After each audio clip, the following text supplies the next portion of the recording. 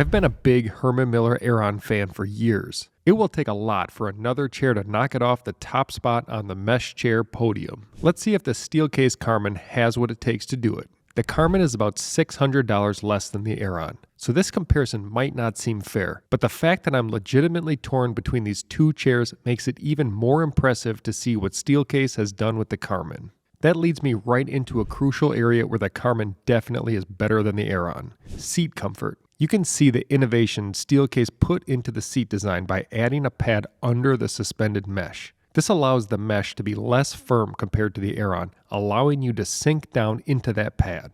In addition to the softer seat, the Karman has a lower profile and softer seat frame. The frame is still hard enough to limit some seating positions, but I still like this step forward in the design. When compared to basically every mesh seat that exists, the Aeron has the most consistent mesh tightness. It spreads your weight evenly across the seat pan, but as I mentioned, the Aeron seat is quite firm. While the firm seat isn't a huge problem for me, the hard frame is. Sitting properly in the correct size Aeron, the frame won't be a huge issue, but sit lazy or kick up a leg in the seat and that frame will punish you. The seat on the Aeron is its biggest weakness. This gives Karman the first category win. Comparing the back comfort of these two chairs is going to be a little more difficult because they are drastically different. The Karman's backrest is S-tier comfort for me. The mesh gives you a nice suspended feeling, spreading out your weight throughout the whole back. I love how the top portion of the backrest flexes as I push my shoulders into the frame. It even manages to stay comfortable when you aren't perfectly centered on the chair, a feature most mesh chairs can't claim. With the Aeron, you aren't getting the frame flexibility, but the tight mesh in the backrest still manages to feel great. If you make sure to buy the correct size Aeron, the hard frame shouldn't be an issue. Where it lacks is in the movement, but you do gain that back with the amazing suspended feeling that comes from the recline. I give the win here to the Karman, but the Aeron's back is still A tier. I found that the Karman has plenty of lumbar support built into the shape of the backrest. I would only add the additional support if you feel you need a little extra pressure on your mid to upper back. When placed in the lower lumbar area, I could barely feel it. Adding the Posture Fit SL to the Aeron is a must in my opinion. Like the Karman, there is some shape in the Aeron's backrest that will give you some lumbar support, but alone it's not enough. The depth adjustment on the Posture Fit lets you really dial in how much pressure you want on your lower back. The Aeron wins when it comes to lumbar support. Unfortunately, the arms are a big disappointment on the Karman. The Karman does not feature a premium arm package like you get from the Leap, Gesture, or even the cheaper chairs like the Lamia and Think. They do have four-way adjustment, so getting them in the correct position isn't the issue. The hard pads are the problem. For typical tasking, they're fine, but as soon as you put some weight on your elbow, you really feel it. Another issue is the sliding pads make it too easy to get pinched, so watch out. The Aeron has undoubtedly the best cushioned arms of any office chair, so putting weight down on your elbow or forearm is very comfortable. And the clamp height adjustment means you can lock the arms down in place, making them feel like part of the frame. Even though their most adjustable package isn't super adjustable, I've still found I haven't had any issue getting them in the correct position. The Aeron gets the win in this underrated category with their thick cushioned pads. There's no headrest option for the Karman, and I have not seen any third-party options. If you feel you must have a headrest on your chair, the Karman might not be for you. Just don't underestimate how good of a job your neck does to support your head. On the other hand, Herman Miller also does not make a headrest for the Aeron.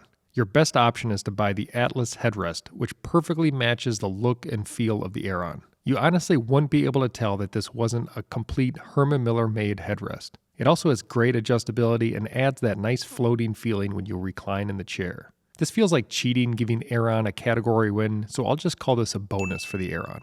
I wouldn't consider either the Karman or Aeron to be super adjustable chairs. Starting with the Karman, you get seat height adjustment and 4 recline settings. The only other adjustments are the previously mentioned 4-way arms and lumbar height. A fully loaded Aeron gives you tilt limiter, allowing you to set how far back the chair will recline. The tilt tension knob sets the strength of the recline. The Aeron can also be set up with a forward tilt function, great for those serious tasking applications. And again, you have the option of lumbar depth adjustment and 3-way adjustable arms. The real issue with both of these chairs is they don't have seat depth adjustment. The solution to this with the Aeron is you can buy different size chairs. There's no real solution for the Karman. This is a major problem for me at 6'2". The win goes to the Aeron. Looking at recline, Steelcase has included what they call a comfort dial on the Karman. The dial gives you 4 options: weight-activated full recline, a tension boost with 20% more resistance than your body provides, mid-stop with the 20% boost, and finally upright lock. The Karman feels just right at that 20% boost setting. It's a good system and one of the better weight-activated mechs I've tried. That said, the number one reason I love the Aeron is because the recline is unmatched. The suspended feeling you get from the mesh pairs perfectly with the smooth floating recline. Check goes to the Aeron. Overall, the build quality on the Karman is pretty good. The opaque mesh fabric on our Karman is very soft and excellent quality. There are a few areas of the chair I feel like could have been better designed to fit together. Also, the lumbar feels a bit of an afterthought, both in functionality and quality of materials. The Karman is a very lightweight chair, which isn't necessarily a good or bad thing, but it does make me wonder how well it'll hold up over time. The Aeron is the pinnacle of office chair build quality. It can even hold its own against much more expensive chairs. It's possible for the mesh to get snagged or show some wear over time, and the frame will eventually accumulate some scuffs and marks. But the Aeron I've been using since 2018 still looks excellent. The run of Aeron wins continues. Aesthetics are the most subjective thing to rate, so here you're just getting my straight up opinion. The Karman is the best looking chair I've had in my office. Everyone that's seen it is always impressed. You get the sense that each aspect was specifically designed to be part of the Karman. Even the arms, while not my favorite comfort-wise, add a sleek look to the chair. The Aeron isn't too far behind it though. It might not have the great color palette of the Karman, but it manages to look both classy and modern. The excellent materials also give the chair a premium look. Even though the Aeron is the chair in the Museum of Modern Art, the Karman takes the win here. Steelcase and Herman Miller put 12-year warranties on their chairs. Both companies offer a 30-day return period in the US. The difference here is Herman Miller charges a $49 return shipping fee. If you're going to drop close to $2,000 on a chair, I recommend reading the fine print for your region. Another check for Steelcase for free returns. A fully loaded Aeron with Posture Fit SL lumbar, tilt limiter, and fully adjustable arms will cost $19.10. Keep in mind, if you want a headrest, the Atlas is $190.